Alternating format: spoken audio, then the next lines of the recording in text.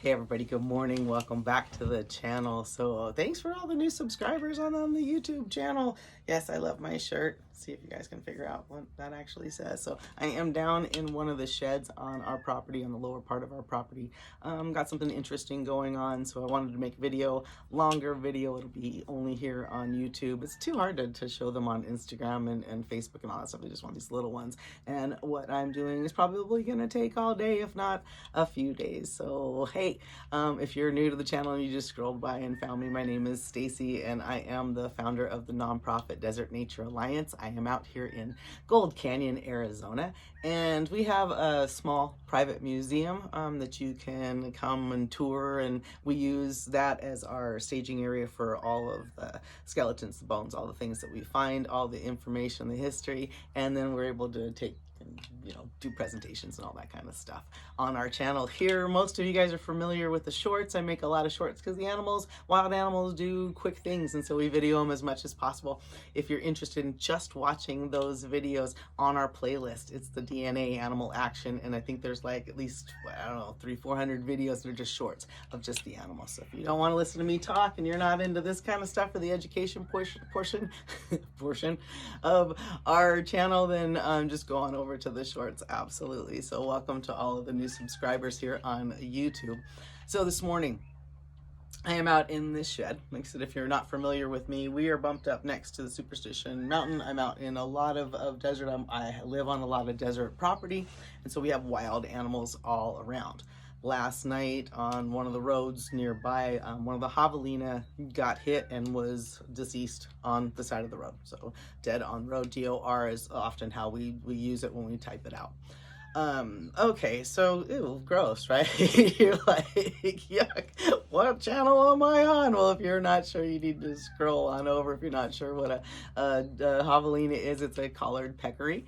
And we have them out here. No, it's not a wild pig. It is not the large ones that they have in Texas that are invasive. These are native creatures out here, smaller size, almost look like a little bear when they're running around. They're kind of bristly and almost rounded, but their faces are narrow. Just an interesting creature. So if you're not sure what a Javelina is or collared peccary, go ahead and you are going to Google or schmoogle that, whatever, you're going to look that up, or probably one of our videos will even come on up to show you what they are in action. So okay, so that happened last night. It was seen last night. It was a full Javelina side of the road.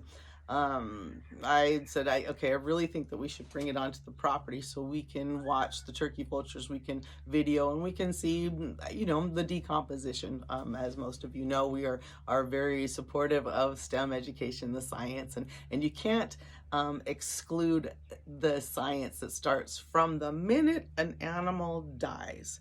You are now going to have all of your little insects, and I'm not going to even claim to be the expert on them, that are going to start the decomposition of that animal. So that animal's body is going to start breaking down as soon as it dies. As long as the heart's not pumping anymore, okay, we are going to die, and we are going to start that natural progression. In the wild, you have animals that immediately smell that or sense that and want to come over, and that is going to be their meal.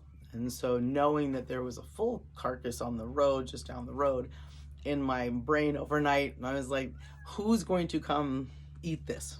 I'm curious. Is it going to be the coyote? Is it going to be the bobcat? I seriously doubt the mountain lion are going to come down for this. I could be wrong, but your usual suspects would be the coyote or the coyote or the bobcat that would come for the Javelina. Turkey vultures aren't going to come at night like that. They're going to come in the daytime, and that's really what I want to watch for. We have on video turkey vultures cleaning a full carcass of a coyote next to the church, next to our museum, and we were able to take that full coyote, and it is on display. So we have it from start to finish, the video of the turkey vultures on top of it, taking care of it, cleaning it, and then we were able to take it. So we'd like to do the same thing with this Javelina if possible.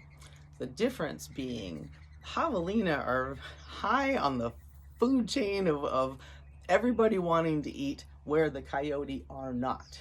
Okay, I can't explain all that why the animals behave that way, but it must taste good enough that Javelina are going to be something that the animals are going to go for and want to pick apart. Where we watched with the coyote body carcass, if you will, dead coyote, the animals weren't going for it the same way. It was only the turkey vultures.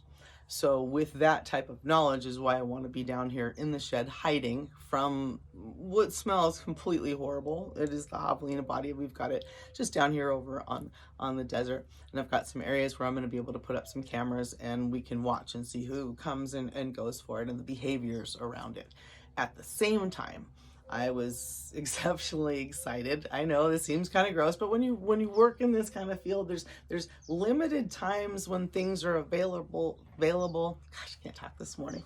Gotta give me something to drink. What do I tell you guys all the time? Hydrate yourself. I'm in the desert, so I talk a lot. I do a lot of articulation. For those of you that don't know or how I refer to it, those are the bones, the skeletons that I put together. So at this point, I have done anything from tiny bats all the way up to the larger animals, larger local animals. Right now in my possession, I have, I want to say 6 or 7 bats. Some are the canyon bats, some are the Mexican freetail bats, because I am in partnership with Arizona Bat Rescue out here. And I was introduced to them through Arizona Game and Fish. Everybody don't even worry, through their bat expert said you guys need to meet each other so then the work can continue. So I have somebody who does rescues and rehabs and literally puts bats back together and puts them out into the wild, but sometimes they don't make it. And she doesn't do that type of work. That is just intricate, tiny work. And so I've started to learn and practice. I've done 2 full skeletons of the bats now, which is just amazing. But you need the help of the tiny bugs, larvae, insect, everybody that's in the food chain that will come and help you eat away all the flesh and the material on the bones. It's very hard to get into a skeleton of a bat that's just dinky tiny when you have bones that are like sizes of threads. No, I can't physically get in there and scrape it. So for museums, most museums, they use dermestid beetles, but if you are lucky enough, and I'm gonna say that again, I come upon a carcass that's already in progress. These bugs naturally it starts. So that's what we're going to do, is we're going to take some of those and I have 3 of the canyon bats that I'm going to still pin out. I want them to be in a specific position before the bugs start taking over. I don't want to have to try to take their skeletons and reshape them for display. I want them to already be in the positions that I need them to be in. That worked splendidly with the first 2 that I worked on, but they were the larger bats. They were the Mexicans. They were the Mexican freetail bats. These are the canyon bats since they're smaller. I am nowhere near expert. Remember that. Stacy is your field person. I am your field scientist. I am out here. I'm the collector. I'm doing all that stuff. And then as we move forward, we get to talk to the experts. We get to talk to the teachers. We get to talk to all those other people that can fill in the gaps. And that's also why I make these videos. So then everyone can fill in the gaps. They use me, pause, that kind of stuff. You know, okay, what is she talking about? What is she referring to here, type of thing.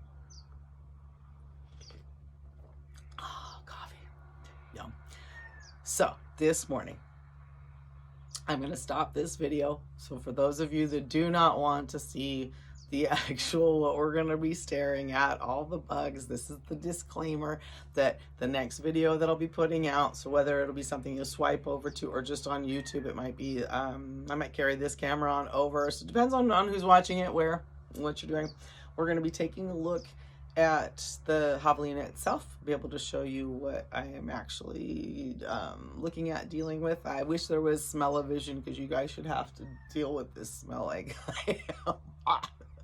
I'm far enough away, but it is that smell that is calling to the turkey vultures especially. So we already had one over on the telephone pole. I'm not sure what time it is right now, but we picked up the javelina about 5 o'clock in the morning. About 7 was when the first turkey vulture I spotted was up on the telephone pole, but it did not come down. So I tried to get over here as quickly as I could so I could hide, do the video, talk to you a little bit. So I'm going to need to be really quiet when they all come around and try to get some videos. But before it gets too warm, I'm going to get over and get some more of those tiny larvae, get them in with the bats, and I'll be able to video some of that and show you that as well. So super exciting stuff going on. It's Father's Day weekend coming up for those of you that are watching this in real time.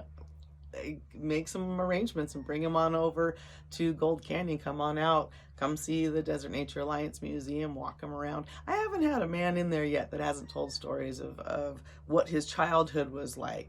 There's something about the inside of our museum with the bones, with the lizards, with the snake in there, with Bandit, our gopher snake, that seems to bring up those childhood memories. So I would say reach out to us if you can. If you're going to be in the area, we do only have everyone come in by appointments, and that's, I mean, you know, while I have a chance, for those of you that are watching after the 10-minute mark, or I might even clip this part, for everyone that has asked us, okay, why do you have it by appointment? Why is your museum not just open for the general population? Well, there's fantastic reasons for that. First of all, it is only roughly about 600 square feet. And part of that is a bathroom that we don't let the public use. So there's very limited space in there to begin with. And then we have things on display that, quite honestly, that if someone bumps into, even on accident, if it were to break, we cannot replace.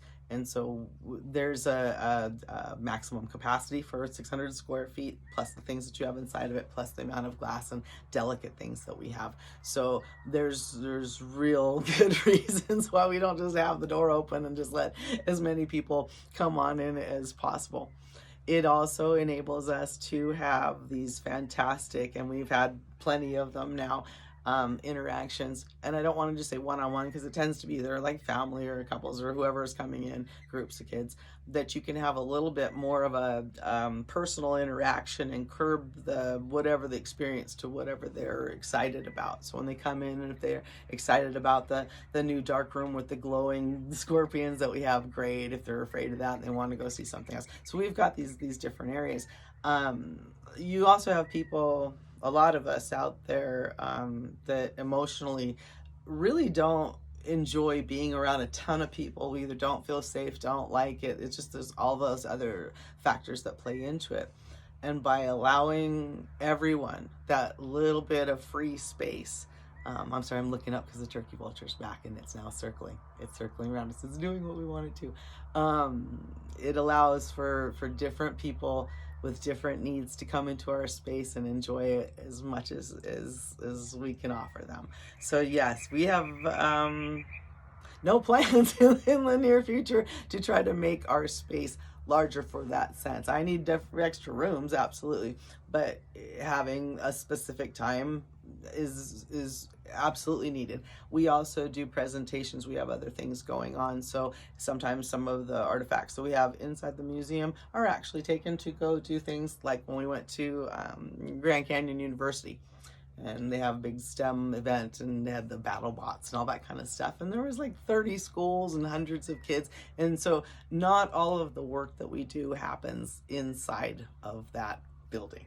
Okay, so we use it for lots of different ways, reasons, different things. And so I do appreciate everyone saying, it should be open 24 hours. We can't do 24 hours a day. We're not going to do it. It's not going to happen like that.